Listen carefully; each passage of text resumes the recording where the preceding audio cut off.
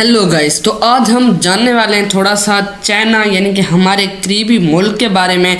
ज़्यादा मैं टाइम आपको वेस्ट नहीं करूंगा। कहा जाता है कि चाइना में बहुत ही ज़्यादा टेक्नोलॉजी रोबोटिक्स हैं और ये चाइना पहले बहुत गरीब हुआ करता था। तो आज हम इसके बारे में थोड़ा सा जानने वाले हैं। मैं आपका टाइम वेस्ट नहीं करता, चलते हैं वीडियो की तरफ। ये है चाइना आज से सिर्फ 48 साल पहले और ये है आज का चाइना, टेक्नोलॉजी, मैन्युफैक्चरिंग और इकोनॉमी का किंग। लेकिन ये सब कैसे हुआ? चीन जो कि एक जिल्लत आमिज सदी गुजार रहा था, अफ्यून के धुएं में खोया हुआ था और दाखिली अफरा तफरी का शिकार। हाँ, जैसा कि मैंने पहले कहा है कि ये पहले बहुत गरीब था, तो यहाँ पर ये अफ्यून का धुआं था, यानी कि अफ्यून नाम की एक वबा थी जिसमें लोग सिगरेट बहुत ज़्यादा पीते थे। तो वहाँ पर चाइना में ये बहुत ज़्यादा फैली हुई थी ये वबा, और ये वहाँ पर चाइना में बहुत ज़्यादा लोग हद से भी ज़्यादा लोग सिगरेट को पीते थे। एकदम दुनिया में इकोनॉमी का मरकज कैसे बना? ये देखें, मैंने कहा था कि चाइना अब बहुत ज़्यादा मशहूर है, इसमें बहुत सारी टेक्नोलॉजी आ गई हैं, तो ये सुन लीजिए।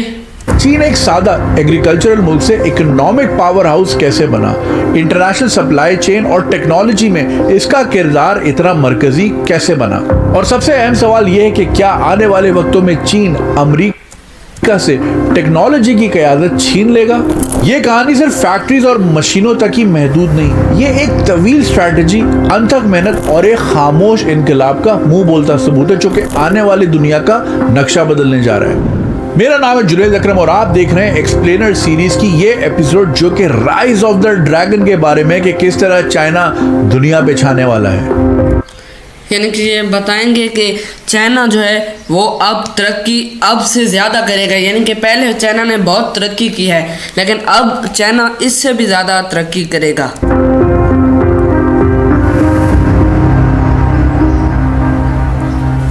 ये कहानी शुरू होती है 1 अक्टूबर 1949 से, जब माओ जेडोंग ने कम्युनिस्ट रेवोल्यूशन के हैं, ये कैसा नाम है?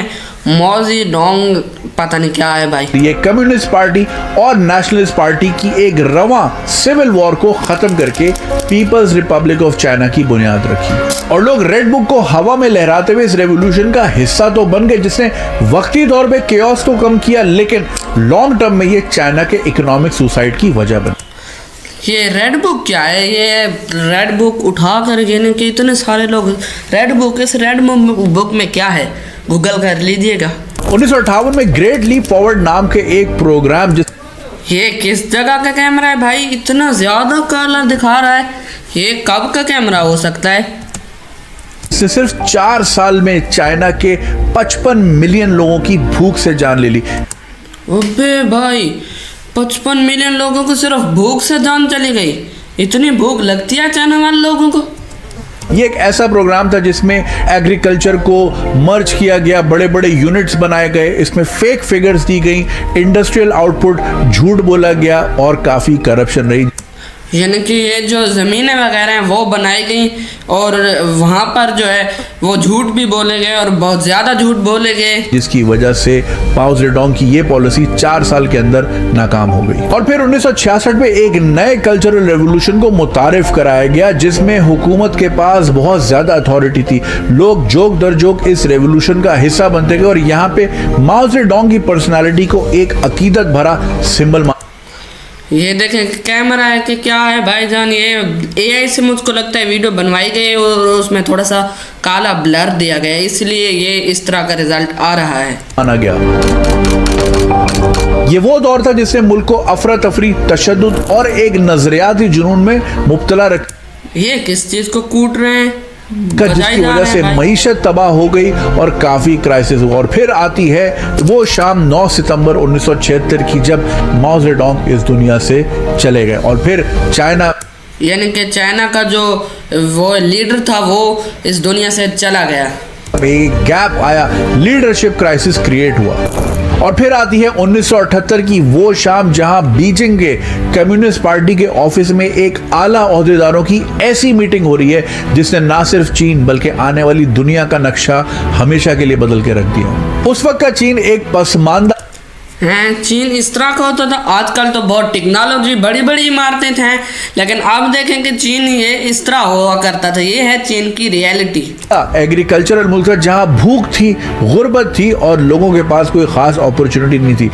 भूख बहुत ज़्यादा लगती थी, फिर से वही भूख वाली बात आ गई है, लेकिन ये उनकी मेहनत है, यानी कि उन लोगों ने मेहनत की है तो आज इस जगह पर पहुँचे और आज दुनिया भर में तरक्की कर रहे हैं। लेकिन उस मीटिंग में कुछ ऐसे डिसीजंस लिए गए कि आने वाला चीन सिर्फ 4 दहाइयों के अंदर दुनिया की फैक्ट्री बन गया, दुनिया की सप्लाई चेन का मरकज बन गया और आने वाली दुनिया की तकदीर हमेशा, यानी कि अब चीन सारी दुनिया को है जो चीन प्रोवाइड करता है। अब आप देखते हैं जहाँ भी आप जाए चाइना का माल बहुत ही मशहूर होता है के लिए चेंज होगी। चीन के मैन्युफैक्चरिंग पावर हाउस बनने का सफर शुरू होता है 1978 की इकोनॉमिक रिफॉर्म्स की मीटिंग से, जहां डेंग शियाओपिंग, जिनको आर्किटेक्ट ऑफ, ये नाम है इनका डेंग शियाओपिंग, पता नहीं क्या नाम है इनका, गलत मैंने पढ़ दिया, मॉडर्न चाइना कहा जाता है। उन्होंने फलसफा पेश किया रिफॉर्म्स और ओपन मार्केट की।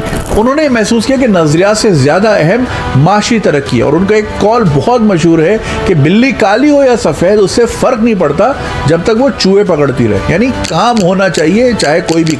ये देखें उन्होंने मेहनत की है, काम किया है, तभी वो इस सिला तक, यानी कि तभी उन्होंने तरक्की की है।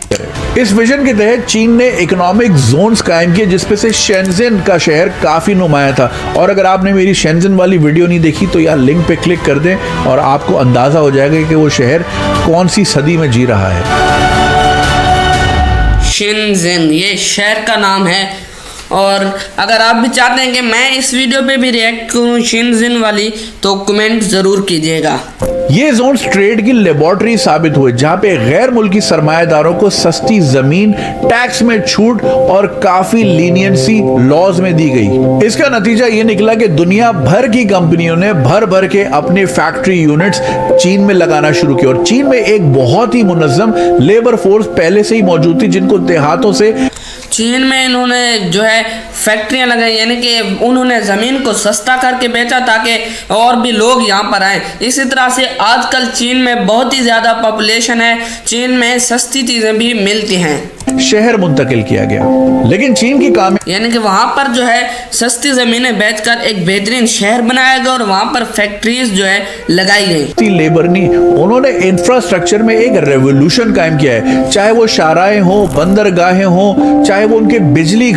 ये कैसी टेक्नोलॉजी, इतने बड़े बड़े ट्रांसफार्मर्स वगैरह, वाह भाई वाह। घर हो, रेलवे या लॉजिस्टिक्स का नेटवर्क, चीन ने रेलवे का तो हमने सुना ही हुआ है कि उल्टी भी रेलें चलती हैं, और यहाँ पर ये इनके रोड की तो क्या ही बात है। मैं आगे भी कुछ वीडियो रिएक्ट करने वाला हूँ, तो सब्सक्राइब कर लीजिएगा। तमाम इंफ्रास्ट्रक्चर पे खरबों डॉलर की इन्वेस्टमेंट की है। 1989 में चीन की बिजली की पैदावार 100 गीगावाट थी, जो कि सिर्फ 20 सालों में 900 गीगावाट तक पहुंच गई। 20 सालों में इतनी ज्यादा बिजली खपत हो गई कि 100 गीगावाट से 900 गीगावाट पर चली गई। इस जबरदस्त इंफ्रास्ट्रक्चर की वजह से फैक्ट्री और सप्लायर्स का राब्ता इतना करीब हो गया कि किसी और मुल्क के लिए इस तरह के प्रोजेक्ट्स, इस तरह के इंफ्रास्ट्रक्चर को रेप्लिकेट करना बिल्कुल नामुमकिन हो। यानी कि चीन ने उस वक्त भी इतनी तरक्की की कि वहां पर जो चीजें बनाई जा रही थी चीन में, वहां पर जो चीजें बनाई जा रही थी चीन में, वो अब तक कोई नहीं बना सका, वहां पर कोई भी उसका मुकाबला नहीं कर सका। हेलो गाइस, तो आज हम जानने वाले हैं थोड़ा सा चाइना यानी कि हमारे करीबी मुल्क के बारे में। ज़्यादा मैं टाइम आपको वेस्ट नहीं करूँगा। कहा जाता है कि ये चाइना बहुत ही ज़्यादा जदीद और बहुत ही ज़्यादा टेक्नोलॉजी का कहा जाता है कि चाइना में बहुत ही ज़्यादा टेक्नोलॉजी रोबोटिक्स हैं, और ये चाइना पहले बहुत गरीब हुआ करता था। तो आज हम इसके बारे में थोड़ा सा जानने वाले हैं। मैं आपका टाइम वेस्ट नहीं करता, चलते हैं वीडियो की तरफ।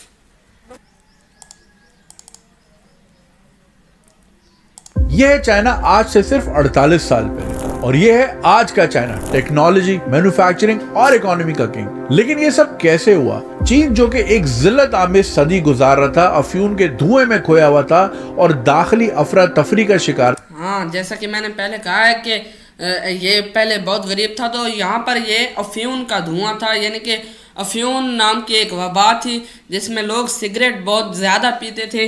तो वहाँ पर चाइना में ये बहुत ज़्यादा फैली हुई थी ये वबा, और ये वहाँ पर चाइना में बहुत ज़्यादा लोग हद से भी ज़्यादा लोग सिगरेट को पीते थे। एकदम दुनिया में इकोनॉमी का मरकज कैसे बना? ये देखें, मैंने कहा था कि चाइना अब बहुत ज़्यादा मशहूर है, इसमें बहुत सारी टेक्नोलॉजी आ गई हैं, तो ये सुन लीजिए।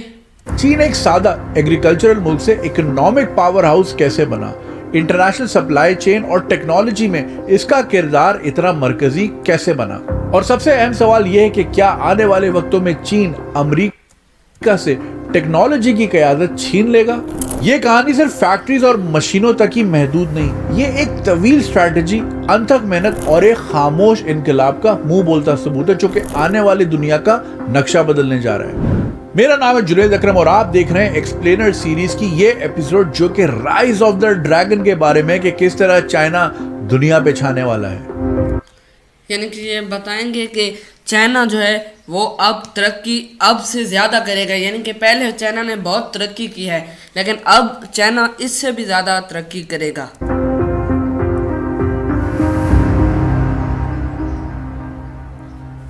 ये कहानी शुरू होती है 1 अक्टूबर 1949 से, जब माओ जेडोंग ने कम्युनिस्ट रेवोल्यूशन के जरिए हैं ये कैसा नाम है, माओ जेडोंग, पता नहीं क्या है भाई। ये कम्युनिस्ट पार्टी और नेशनलिस्ट पार्टी की एक रवां सिविल वॉर को खत्म करके पीपल्स रिपब्लिक ऑफ चाइना की बुनियाद रखी, और लोग रेड बुक को हवा में लहराते हुए इस रेवोल्यूशन का हिस्सा तो बन गए, जिसने वक्ती तौर पे केओस तो कम किया, लेकिन लॉन्ग टर्म में ये चाइना के इकोनॉमिक सुसाइड की वजह बनी।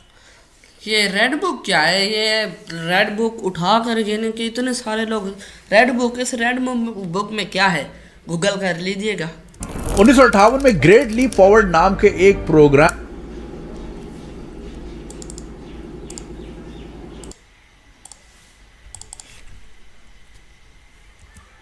हिस्सा तो बन गए, जिसने वक्ती तौर पे केओस तो कम किया, लेकिन लॉन्ग टर्म में ये चाइना के इकोनॉमिक सुसाइड की वजह बनी। 1958 में ग्रेट लीप फॉरवर्ड नाम के एक प्रोग्राम ये किस जगह का कैमरा है भाई, इतना ज्यादा कलर दिखा रहा है, ये कब का कैमरा हो सकता है?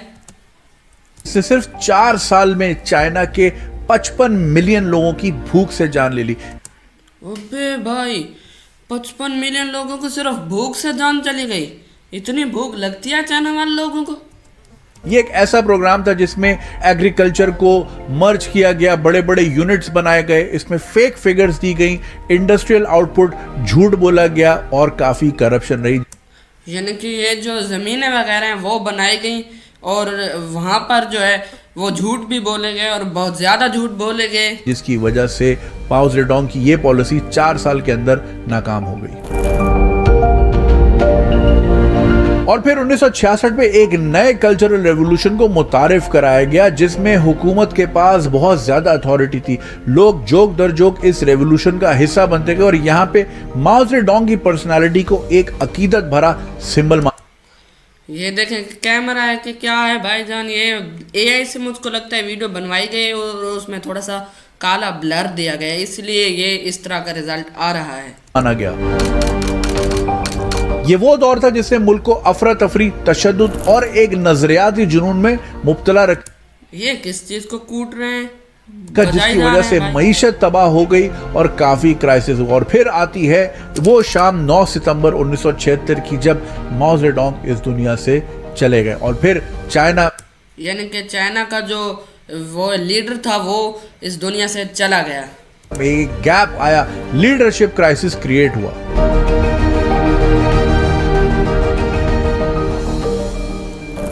और फिर आती है 1978 की वो शाम, जहां बीजिंग के कम्युनिस्ट पार्टी के ऑफिस में एक आला ओहदेदारों की ऐसी मीटिंग हो रही है जिसने ना सिर्फ चीन बल्कि आने वाली दुनिया का नक्शा हमेशा के लिए बदल के रख दिया। उस वक्त का चीन एक पसमानदा हैं, चीन इस तरह का होता था। आजकल तो बहुत टेक्नोलॉजी, बड़ी बड़ी इमारतें थे, लेकिन अब देखें कि चीन ये इस तरह हुआ करता था। ये है चीन की रियलिटी। एग्रीकल्चरल मुल्क था जहां भूख थी, गुर्बत थी और लोगों के पास कोई खास अपॉर्चुनिटी नहीं थी। भूख बहुत ज़्यादा लगती थी, फिर से वही भूख वाली बात आ गई है, लेकिन ये उनकी मेहनत है, यानी कि उन लोगों ने मेहनत की है तो आज इस जगह पर पहुंचे और आज दुनिया भर में तरक्की कर रहे हैं।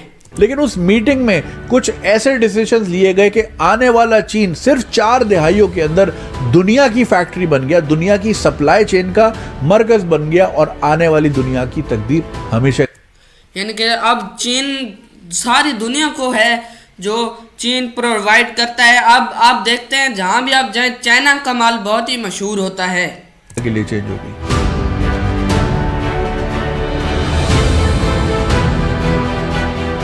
चीन के मैन्युफैक्चरिंग पावर हाउस बनने का सफर शुरू होता है 1978 की इकोनॉमिक रिफॉर्म्स की मीटिंग से, जहां डेंग शियाओपिंग, जिनको आर्किटेक्ट ऑफ, ये नाम है इनका डेंग शियाओपिंग, पता नहीं क्या नाम है इनका, गलत मैंने पढ़ दिया, मॉडर्न चाइना कहा जाता है। उन्होंने फलसफा पेश किया रिफॉर्म्स और ओपन मार्केट की। उन्होंने महसूस किया कि नजरिया से ज्यादा अहम माशी तरक्की है, और उनका एक कॉल बहुत मशहूर है कि बिल्ली काली हो या सफेद उससे फर्क नहीं पड़ता जब तक वो चूहे पकड़ती रहे, यानी काम होना चाहिए चाहे कोई भी। ये देखो उन्होंने मेहनत की है, काम किया है, तभी वो इस सिला तक, यानी कि तभी उन्होंने तरक्की की है। इस विजन के तहत चीन ने इकोनॉमिक जोन्स कायम किए, जिसपे से शेंजन का शहर काफी नुमाया था। और अगर आपने मेरी शेंजन वाली वीडियो नहीं देखी तो यार लिंक पे क्लिक कर दें और आपको अंदाजा हो जाएगा कि वो शहर कौन सी सदी में जी रहा है। शेंजन ये शहर का नाम है। और अगर आप भी चाहते हैं कि मैं इस वीडियो पे भी रिएक्ट करूं शेंजन वाली, तो कमेंट ज़रूर कीजिएगा।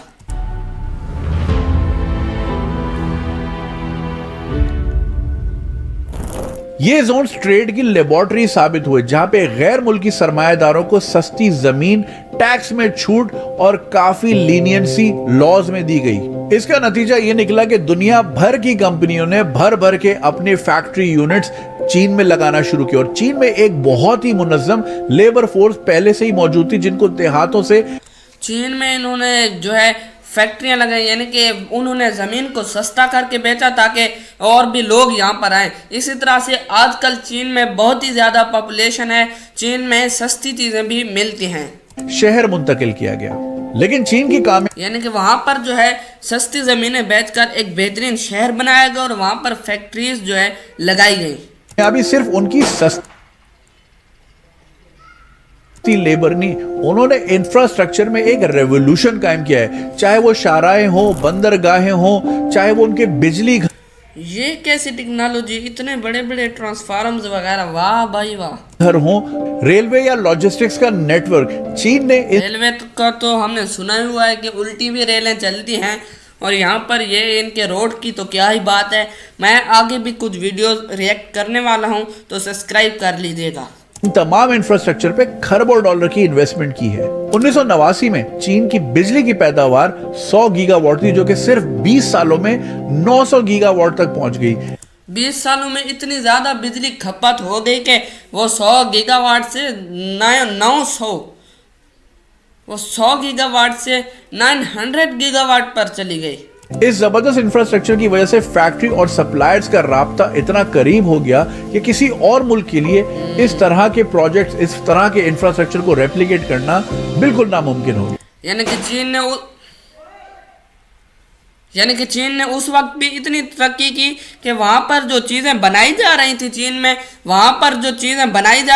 में, वो अब तक कोई नहीं बना सका, वहाँ पर कोई भी उसका मुकाबला नहीं कर सका, और चीन दुनिया की फैक्ट्री बनने की तरफ गामजन हो गया। चीन ने कभी भी सिर्फ सस्ती अशिया बनाने पर ही इक्तफा नहीं किया, उनका मकसद था कि मैन्युफैक्चरिंग, कहा जाता है कि चीन में सबसे ज़्यादा सस्ती अशिया बिके जाती हैं, और वहाँ पर नकली अशिया बनने का, यानी कि वहाँ पर नकली अशिया बनाकर बाज़ार में आम तौर पर बेची जाती हैं, उन पर कोई पाबंदी भी नहीं लगती है। में महारत हासिल करके वैल्यू चेन में दुनिया में सबसे ऊपर आना है। अभी 5G चीन ने भी, यानी कि 5G जो है वो चीन ने ही लॉन्च किया है। दुनिया भर की बड़ी बड़ी कंपनियों ने जब अपने स्मार्टफोन, कंप्यूटर्स और इलेक्ट्रॉनिक आइटम चाइना में असेंबल करना शुरू किए, तो चाइना के इंजीनियर्स और कंपनीज ने उस तमाम चीज को समझ के अपना ही प्रोडक्ट बनाना शुरू कर दिया। यानी कि वहाँ पर चाइना ने अपने प्रोडक्ट, यानी कि सबसे पहले दुनिया में जो आवाम थी वो चाइना चली गई ताकि वहाँ पर जो चीज़ें हैं वो फैक्ट्रीज में की जा सकें। फिर चाइना ने उन लोगों से सीखा और अपनी प्रोडक्ट बनाना शुरू कर दी। तो ये थी ये आज की वीडियो। अगर आपको इस तरह की वीडियो चाहिए तो कमेंट करें, लाइक करें, सब्सक्राइब करें और वीडियो को शेयर करें। मिलता हूँ नेक्स्ट वीडियो में, तब तक के लिए अपना बहुत सारा ख्याल रखिए। अल्लाह हाफिज़।